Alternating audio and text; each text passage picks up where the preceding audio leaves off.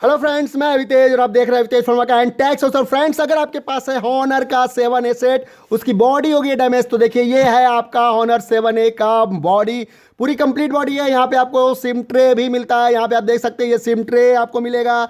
उसके बाद आपको ये back body with fingerprint sensor with camera glass, और उसके बाद ये मिलती है आपकी डिस्प्ले मिडिल फ्रेम। ये आपको कंप्लीट बॉडी मात्र मिलता है 1650 रुपये में। 1650 रुपये में आपको हॉनर 7A का ये पूरा का पूरा ओरिजिनल बॉडी है जो आपको प्रोवाइड करता है अवितेज फंवर्क्स&टेक सॉल्यूशन।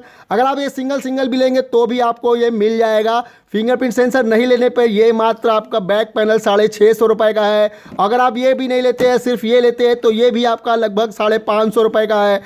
सिम ट्रे अगर मंगाते हैं तो ये आपको 150 रुपये मिल जाएगा। और अगर आप ये अगर फिंगरप्रिंट मंगाते हैं तो लगभग 550 रुपये का मिल जाएगा। सबका अलग अलग रेट भी है, लेकिन अगर आपको पूरा कंप्लीट एक साथ चाहिए तो मात्र 1650 रुपये में आपको ये पैनल मिल जाता है। अवितेज फंवर्क्स वेबसाइट जो है आपका, अवितेज फंवर्क्स वेबसाइट मतलब कि जो यूट्यूब चैनल है उस पर आपको ये मिलेगा।